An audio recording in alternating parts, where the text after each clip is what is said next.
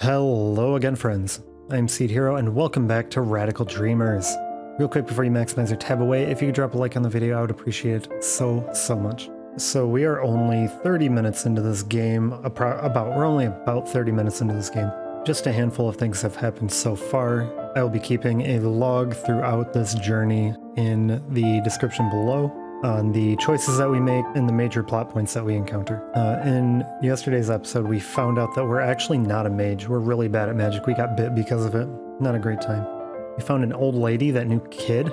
Apparently she invaded Lynx's mansion before because he killed her mom or something. And then we went into Lynx's bedroom and Lynx's girl's bedroom. However, in those rooms we found a music box and we found some sort of healing potion and a talking mirror. All sorts of cool magical stuff. Anyways, let us jump right back into it. The corridor stretched out beyond the door. We retraced our steps. We just exited Lynx's room. Lynx's? We just exited Lynx's room.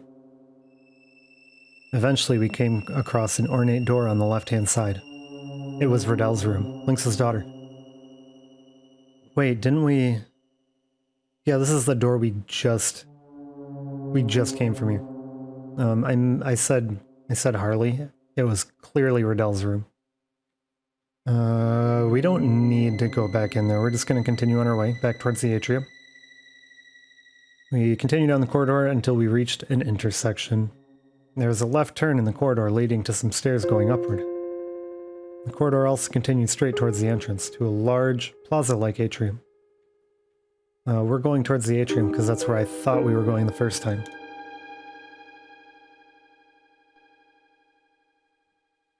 Kid poked her head through arch-shaped doors and took a look around. Huh, it's big in here. Must be some kind of hall. We took a cautious look around and then entered, one after another. The atrium was like a beautiful plaza, complete with a statue that doubled as a fountain. Pillars and arches lined the walls, and in the center was a small pool of clear water, above which the statue stood. On the other side of the room, I could see another arched entrance like the one we had come through. Oh, that's cold! Kid was scooping up water from the fountain. I went over to her and, resting my hand on the edge of the marble basin, peered into the pool beneath.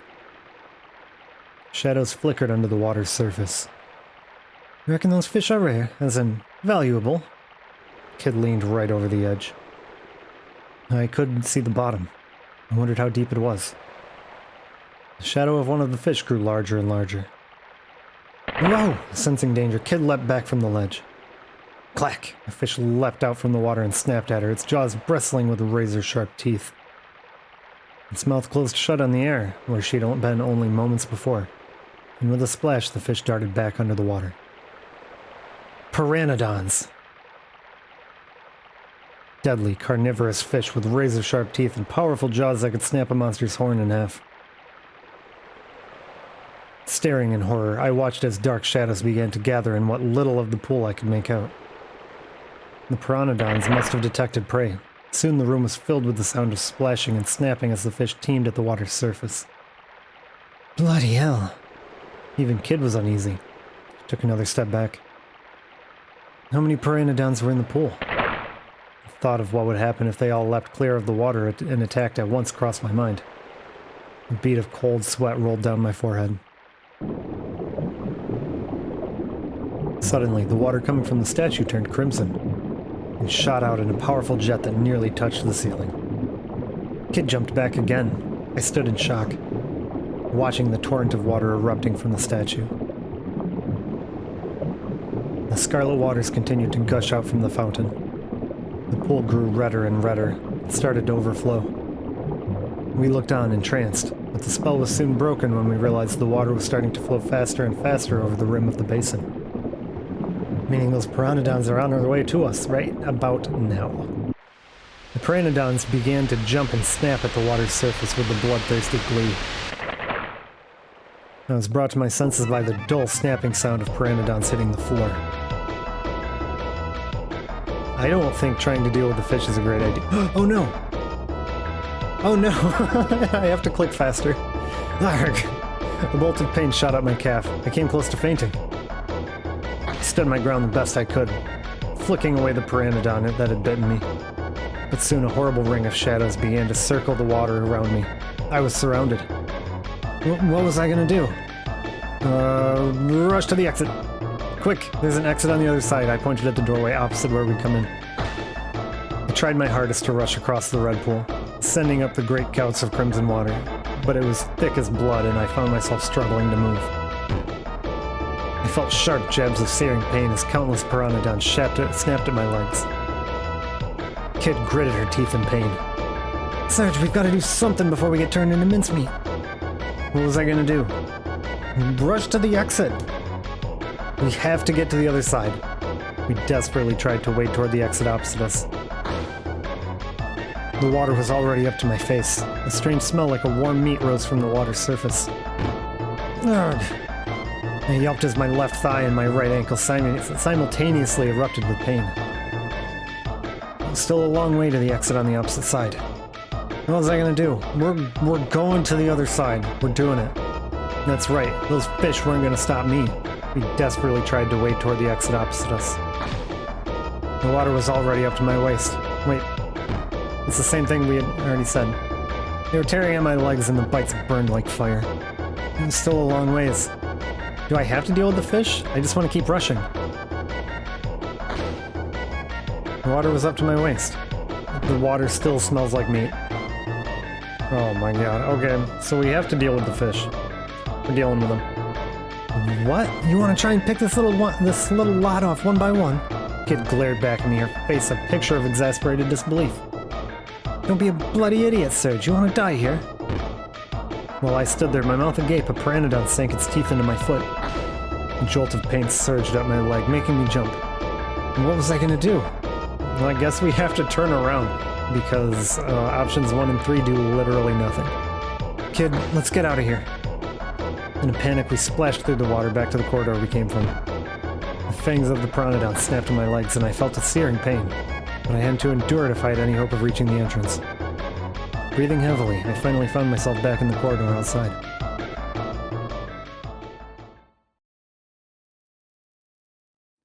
Ooh, that was a close call. That was more than a close call. I'm not sure we have both legs. So the whole thing was a trap, eh? Talk about twisted. Lynx is even more of a sick bastard than I thought. I was about to say he wouldn't have to be if he didn't have to guard against people like her breaking into his home. But I thought better of it. Well, at any rate, I think we can consider that a dead end. Let's go back. Defeated, we left the atrium. I wonder if there was actually a way forward there. Something caused Kid to stop in her tracks. Hello, hello, what do we have here? She pointed to the side of the entranceway to the hall. I found myself face to face with a sculpture of an old man's face, with a truly phenomenal beard. That is a phenomenal beard. The sculpture's eyes seemed to gleam with life. For a piece of marble, it seemed almost too realistic. It's a mouth of truth, announced McGill. An enchanted statue that can tell when you're lying. If it catches you out, it'll bite your hand off. McGill kept his explanation simple so that Kid wouldn't drift off before he got to the important part. Huh? So what's it doing here then? I suspect it's part of a greater mechanism. Stick your hand in its gob, do you? Righto, let's see what happens, shall we? With a mischievous glint in her eye, Kid darted over and stuck her hand in its mouth without a moment's hesitation. She stood there for a moment waiting, but it didn't take long for her to get bored. Huh, nothing. Suddenly I had an idea. Hey, Kid, who's the greatest thief who ever lived? Huh, me of course, you drunk. Kid answered and without a moment's hesitation, and then suddenly her face twisted with pain. The teeth of the marble sculpture had clamped down on her hand. It bit me, she cried. Knock it off, everyone knows it's the truth. Ow! The sculpture bit her again as soon as she spoke. You little... Cold sweat formed on Kid's forehead. The sculpture was tightening its grip. It It won't let you go until you say something true. Despite the obvious urgency of the situation, McGill was matter-of-fact as ever. Just say anything, kid, anything, as long as it's the truth. Obviously, Kid wasn't listening. Instead, she just kicked awkwardly at the statue. Oi, Beardy, let go of me bloody hand! She planted her feet on either side of its mouth and tried her hardest to pull herself out. She heaved, kicked and stamped, grunted and strained. Then finally, her hand popped free. I was taken aback by what I'd just witnessed and couldn't say a word. See? Told you it was the truth. Kid raised her hand in the air triumphantly, as if to demonstrate. I could see heavy bite marks. The sculpture hadn't come away from the struggle unscathed either. Kid's attempt to break it free had left it cracked in several places. McGill pointed silently at part of it. I went to take a closer look and saw a pale, flesh-covered tongue. I expect we're supposed to put something there, commented McGill. Something? What exactly? I replied.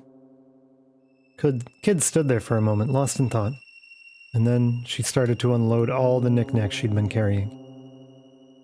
It was a strange collection of odds and ends, pulled out from her pockets, her boots, and even from her braid. Alright, Serge, now it's your turn to have a go at that stupid statue. Kid grinned at me, holding her assortment of knickknacks out on the palms of both hands. Guess she'd decided whatever further horrors the statue had in store, she'd rather not face them herself.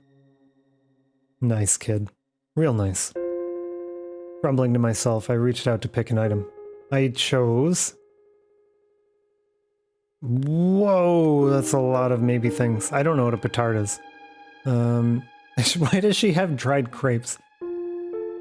Why does she have a centipede? We're gonna try the centipede.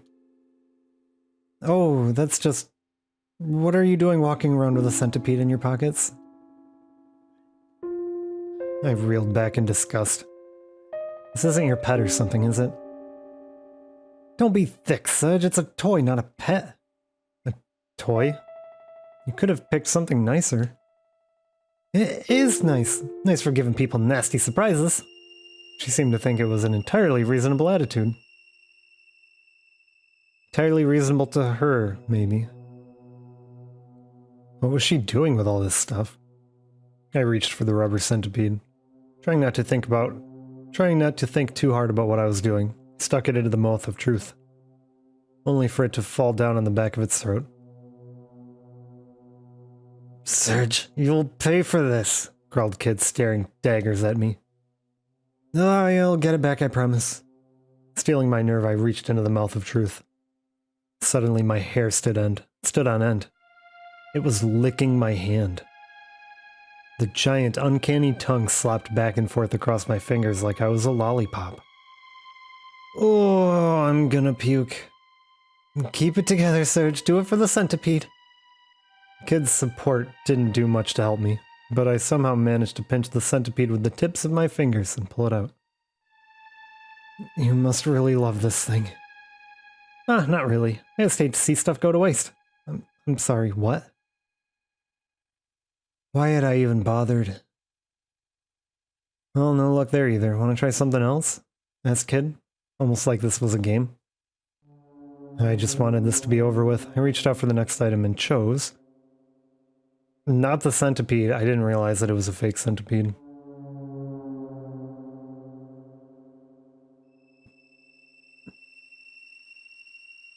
Let's try the silver mirror. Let's try the silver mirror. I took the small silver mirror. The sculpture stared impassively, its marbled beard still commanding my attention. I stuffed the mirror into its mouth. It didn't seem to be the right item for the job. Don't see any cavities. Yeah, very funny. Now give me my favorite mirror back before that thing chomps it to pieces. She lost her patience and snatched it from me. It was a rather nice mirror. I pictured her gazing into it as she braided her hair. Do you want to try something else? Asked McGill dryly. I chose...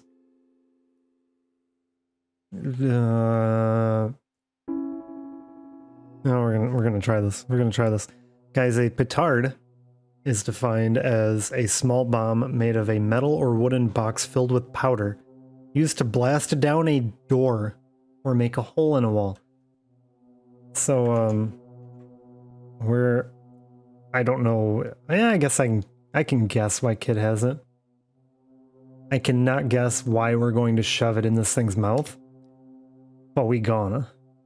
I picked up the sizable petard. Anxiously, I shoved it inside the mouth of truth, but nothing happened. Let the professionals handle this, Serge. Kid shoved me aside. She was holding a match. Wait a second, you can't be serious. All the blood drained from my face. Deadly serious, mate. Before I could say another word, Kid lit the fuse. Oh, here we go. That's what I needed.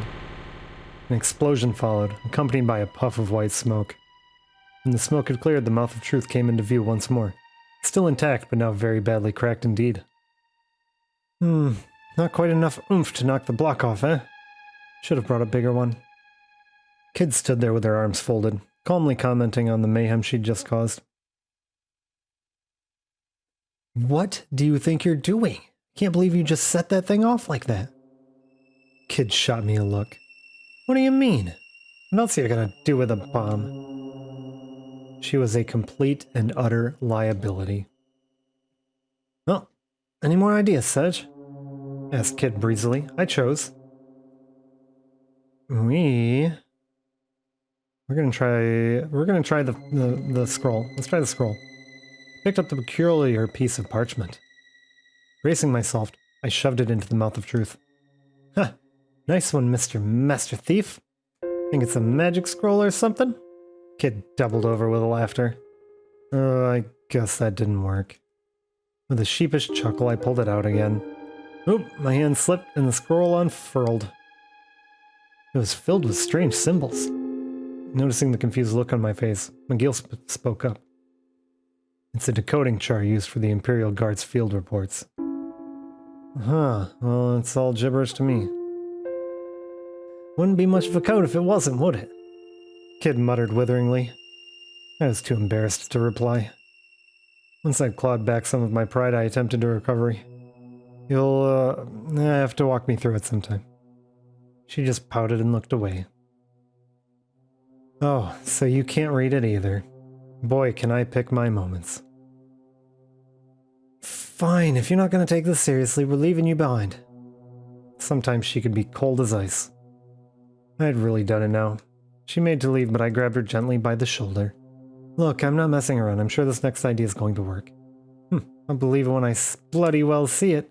Kid didn't seem convinced. The stakes were high. I looked again at her collection of knickknacks and chose...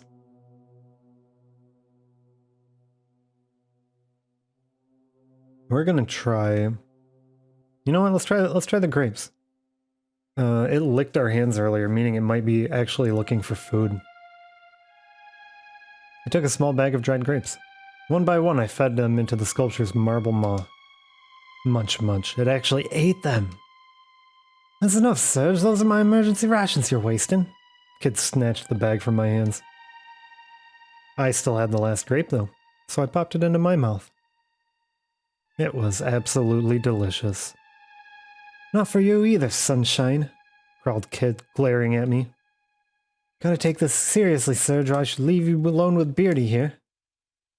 She was clearly annoyed, but I hadn't worn her patience completely thin just yet. I decided to try something else. We're gonna try the fine thread.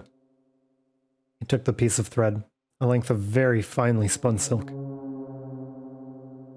It didn't seem like a good idea to just shove it in, so I tried dangling it into the statue's mouth. Are we still doing phrasing, guys? Watch yourself, that stuff ain't cheap. It's made by royal silkworms, I have, you know. Kid watched me critically. The thread slipped deeper and deeper into the mouth of truth, and then I felt a slight tug. Tried winding it carefully back around my finger. At the end of it was a small piece of paper. Nice one, Serge. That's gotta be a clue. Kid's eyes lit up with delight. Score! What's that? Kid looked confused for a moment. And suddenly the statue's tongue leapt out of its mouth. Oh, what the bloody heck? Kid leapt away like a startled cat. Boing! With Kid safely out of the way, I was the only target left within reach. Oh, it's all sticky. I'm gonna be sick. Tongue had covered my face with thick, warm saliva. But strangely, I felt a sort of glow in the places where it had licked me. I don't like this at all. My aching wounds began responding to the warmth. McGill was leaning against the wall, watching the spectacle in silence. I'm guessing that wasn't the one then. What next? I chose... What do we have left? We have lipstick. Oh, we have a file too. Let's do the lipstick. I picked up the small lacquered tube of lipstick, and without knowing quite why, smeared it all over the statue's mouth. What are you doing? Me lippy! Kid exploded with fury at the sight of the mouth of Truth's bright red lips. What are you getting so mad about? You don't even wear makeup. It's for marking our path to make sure we don't get lost. Huh, I didn't realize. Guess that would explain why you brought it with you. And what exactly is that supposed to mean? What's so funny about me having lipstick anyhow? Nothing at all. It didn't take much to tell that this was the calm before the storm. Better buy me some more when we're done here. Yep, she was mad. Oh, okay, I'm sorry. Let's just try something else. Kid gave me a doubting glare in response to my apology. Take this seriously, or I'm through with you. Gulped and nodded in a panic, and reached out for the next item. I chose the only item left. We're trying the file. I swear if this works, I'm gonna be mad. Took the file and placed it inside the mouth of the marble sculpture. It didn't seem to be the right item for the job. Crunch, crunch, crunch. I was stunned. The mouth of Truth had started chewing on the file. It was eating it. Ugh! Kid screamed with rage. Me file, me lovely scratchy scrapey file, I can't believe you just let that happen. Crunch. You're in big trouble now, mate. She was clenching her fists and trembling with fury. I'm sorry, I'll get you another one, I promise. I also wanted to add, just don't hit me, but thought better of it. I'll hold you to that, muttered Kid in a threatening grumble. If you're just gonna feed the statue all me stuff, then we're done here. I promise that's not what I'm trying to do. You bet a bloody not, mate. Once again, she showed me her collection. I chose to not waste my time on any of this. Now that we've already wasted all of our time on all of this. I lingered for a moment, but pulled my hand away. It didn't seem like any of them was what we were looking for.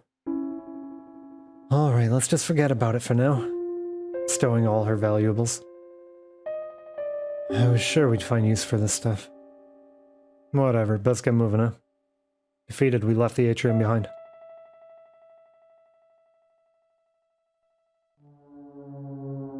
Leaving the atrium behind us, we immediately found ourselves at a fork in the path.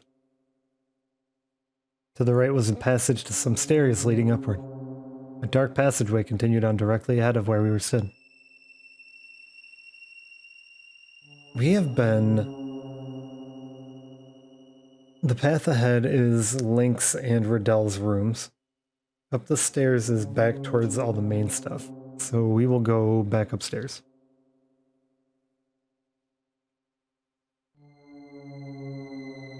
With Kid leading the way, we started to climb the narrow staircase. At the top, we found another intersection. Taking the corridor to the right would lead us to a dead end with a large door, while the way to the left led to the entrance. The narrow side passage in front of us was open. Let's go down the narrow side passage. We headed down the side passage. At the end of it, we came to an old, immaculately polished door. Look how immaculately polished that is. We are going inside, thank you. Kid gently pushed the door ajar and peeked into the room. Next thing I knew, she'd slipped inside. McGill and I followed. Looks like a study. The room was lit by the moonlight coming through the long, slender windows, slanting down in pale beams through the darkness. It was pretty big for a study, with an immaculate antique desk dominating the center. There were rows of bookshelves lined with thick, dusty old tomes. The wall to the rear of the room was decorated with paintings, and shelves of vases and painted plates stood before it. They all seemed to be curios from foreign lands. Let's check the desk. I went over to the desk and started searching the drawers. There I found a neatly arranged set of pens, ink bottles, and other writing materials. Nothing of interest, in other words. A small portrait on the desk caught my eyes. It was a picture of a young girl with a gentle smile on her lips. Who was she? That's the girl Lynx adopted. If you ask me, it wasn't because he was looking to help the needy, said Kid, peering over my shoulder. She wrinkled her nose in distaste. Not even a looker. Suddenly, there was a knock on the door. It wasn't a loud knock, but in the bottomless silence of the night, it might as well have been a thunderclap. Kid and I stood bolt upright and turned toward it. McGill, meanwhile, hid in the shadows, drifting away like smoke. Panicked, I whispered to Kid. In the shadows. Hide behind the door, quick. We kept our bodies low as we silently and swiftly made for the back of the door, where the shadows would keep us hidden. Pressed our backs to the wall and did our best to still our breathing. Slowly, the door opened. Flickering candlelight spread from the doorway with a warm glow. I held my breath. But it seemed that whoever it was didn't mean to come in. They simply stood there. Strange. Thought I heard something. The Lord of the Manor is away, of course. Why would there be anyone in here? I have to get over my nerves. Everything was fine until we heard the news that Poor was on the move. The figure quietly closed the door, plunging the room back into darkness. The voice trailed off to a whisper. We remained motionless, keeping our ears pricked for any sign of unwelcome return. All we heard were footsteps moving away. So Poor had made its move. McGill emerged from the shadows, contemplating the news we'd overheard. Kid, if the rumors are true, we might well be about to find ourselves in a very difficult situation. This seemed to set her thinking, too. Poor was a powerful nation that ruled the southern continent. I'd heard it was a prosperous land whose recent and sudden development had pushed it far ahead of its neighbors. Which made me wonder, what would its inhabitants want here, out in the sticks? They couldn't be after the frozen flame too, could they? As valuable as it might be, a jewel is just a jewel in the grand scheme of things. Couldn't imagine being an item of national interest. I mean, ultimately, it was just a pretty rock, right? Let them do whatever they want. If anyone's busy playing soldiers, they won't be bothering us. Come on, got things to do, she headed for the door. We left the room and made our way back down the side passage. On that note, guys, I think we're going to wrap it up for today. Thank you so much for joining me in our fishy and chompy chomp episode of Radical Dreamers. I hope to see you again tomorrow. Take care.